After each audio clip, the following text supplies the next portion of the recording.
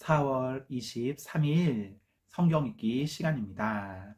우리 오늘은 사무엘하 16장에서 17장, 시편 113편, 사무엘하 16장에서 17장, 시편 113편에 있는 말씀을 읽겠습니다.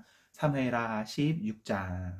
다윗이 올리브 산 꼭대기를 지나서 얼마 가지 않았을 때 무베오셋의 종 시바가 다윗에게 나아왔습니다. 시바는 안장을 얹은 나귀 두 마리를 가지고 있었습니다. 나귀의 등에는 빵 200개와 마른 포도 100송이 그리고 무화과 과자 100개가 실려 있었습니다.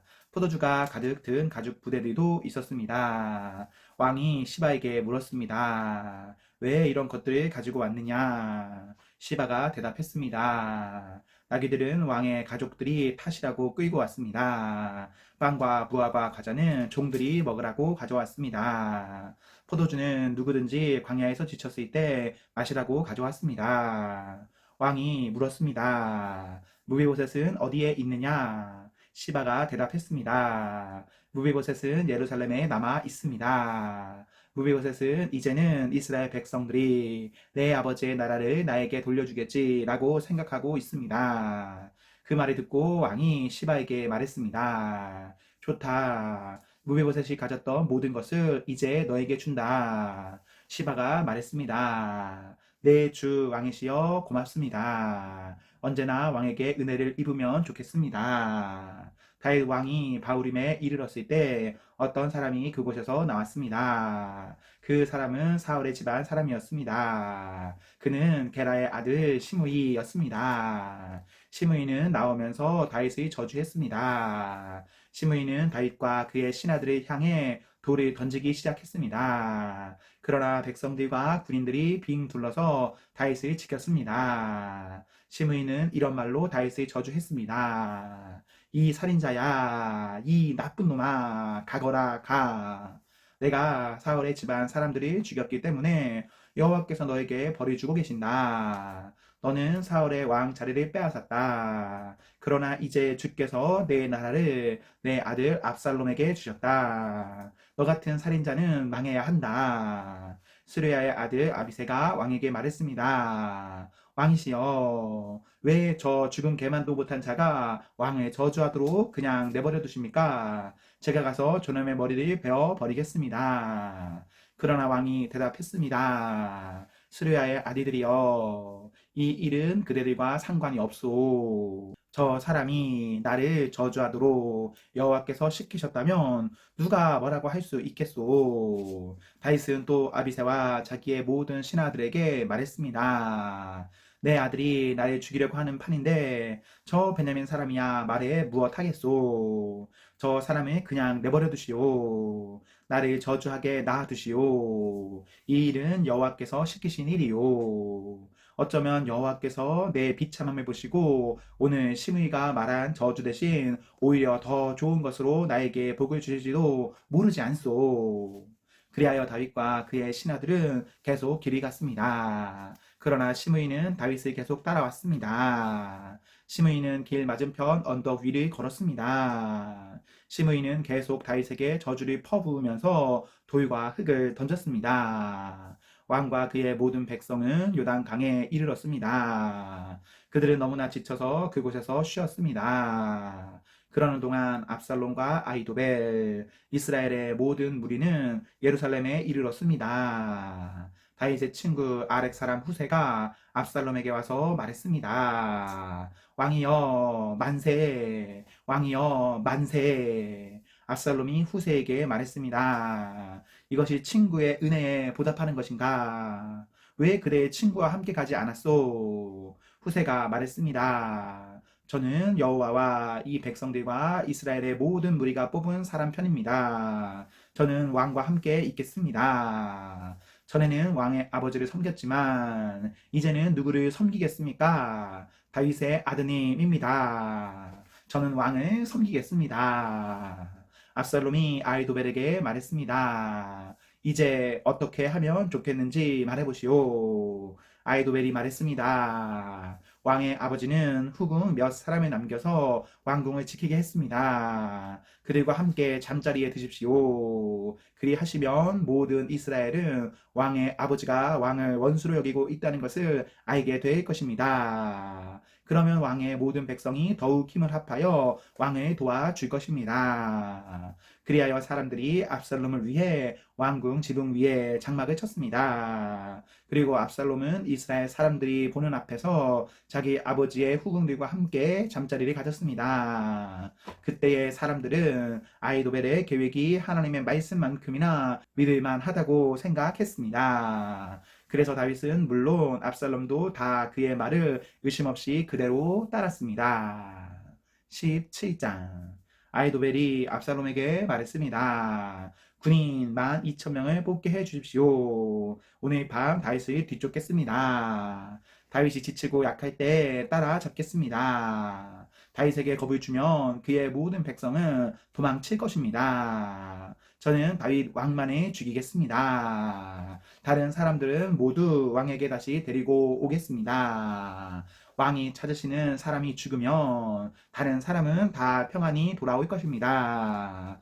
이 계획을 들은 압살롬과 이스라엘의 모든 지도자들은 좋은 계획이라고 생각했습니다. 그러나 압살롬은 아렉 사람 후세를 불러라. 그의 말도 듣고 싶다라고 말했습니다. 그래서 후세가 압살롬에게 왔습니다. 압살롬이 말했습니다. 아이도벨은 이런 계획을 가지고 있소. 그의 계획대로 하는 것이 좋겠소. 그렇지 않으면 그의 생각을 말해보시오. 후세가 압살롬에게 말했습니다. 아이도벨의 계획이 지금은 좋지 않습니다. 후세는 계속해서 이렇게 말했습니다. 왕께서도 아시듯이 왕의 아버지 다윗과 그의 부하들은 용사입니다.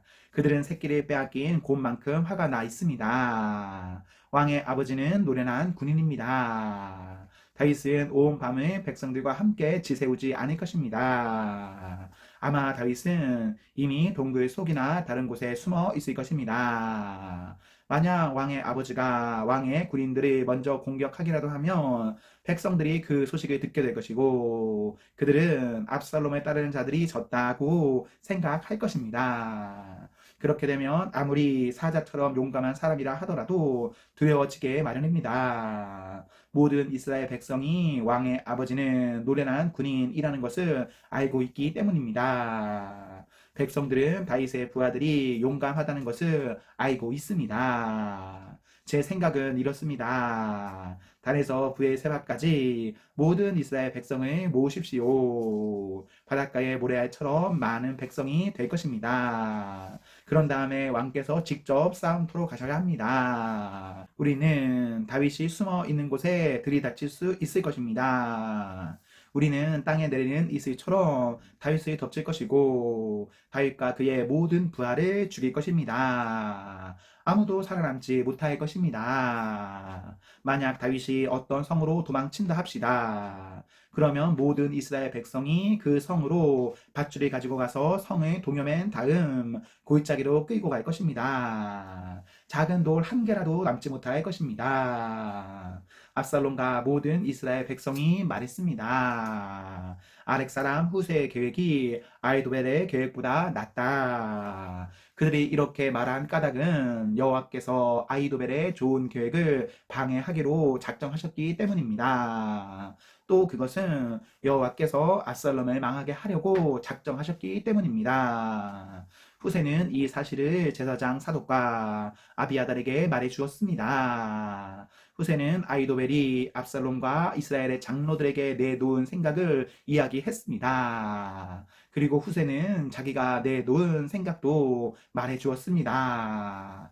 후세가 말했습니다. 서두르십시오. 사람을 다윗에게 보내십시오. 오늘 밤은 광야로 들어가는 길목에서 묵지 말고 당장에 요단강을 건너라고 말씀드리십시오.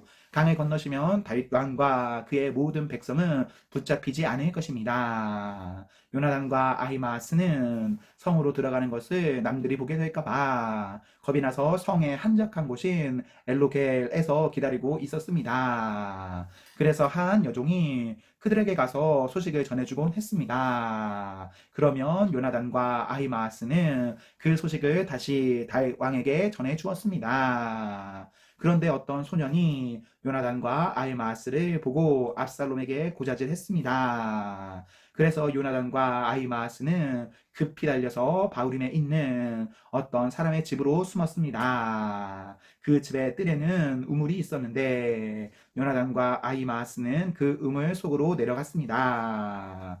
그 후에 집 주인의 아내가 덮을 것을 가져다 우물 위를 덮어버렸습니다. 그리고 나서 그 위에 곡식을 널어 놓았습니다. 아무도 요나단과 아히마아스가 그곳에 숨어 있다는 것을 알 수 없었습니다. 압살롬의 종들이 여자의 집으로 와서 물었습니다. 요나단과 아히마아스가 어디에 있느냐?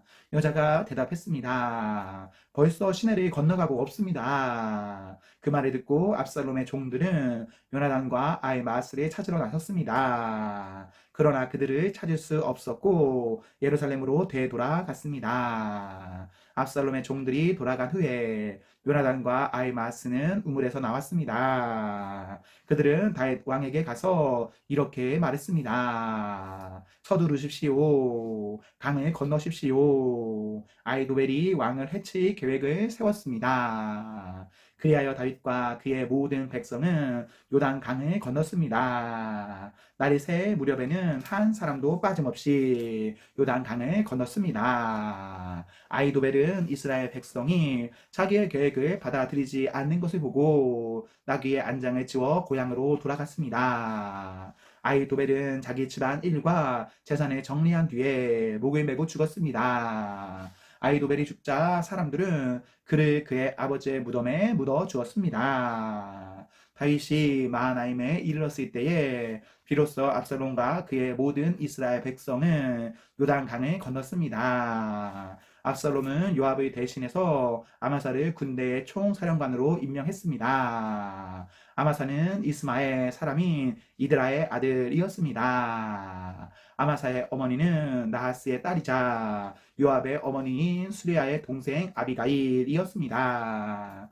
압살롬과 모든 이스라엘 백성은 길라 땅에 진을 쳤습니다. 다윗이 마하나임에 이르렀을 때에 그곳에는 소비와 마길과 바르실레가 있었습니다. 나하스의 아들 소비는 나빠라는 암몬 사람들의 성에서 왔고 암미엘의 아들 마길은 로데발에서 왔고 바르실레는 길르앗 땅 모글림에서 왔습니다. 그들은 침대와 대야와 질그릇을 가지고 왔습니다. 또한 미와 보리와 밀가루와 볶은 곡식과 콩과 팥도 가지고 왔습니다. 그들은 또 꿀과 버터와 양과 치즈도 가지고 와서 다윗과 백성들에게 주었습니다. 왜냐하면 백성들이 광야에서 굶주리고 지치고 목마를 것이라고 생각했기 때문입니다.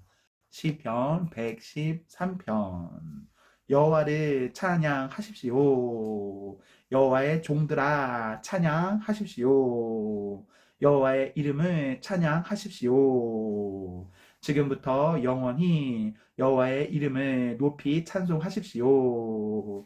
해 뜨는 데부터 해 지는 데까지 여호와의 이름은 마땅히 찬양을 받아야 합니다. 여호와는 모든 나라 위에 높이 계시며 그분의 영광은 하늘 위에 높이 계십니다.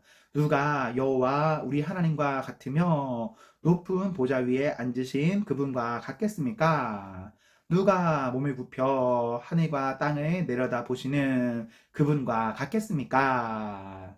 여호와는 가난한 자들을 흙더미 가운데서 들어 올리시고 궁핍한 자들을 잿더미에서 끌어내십니다.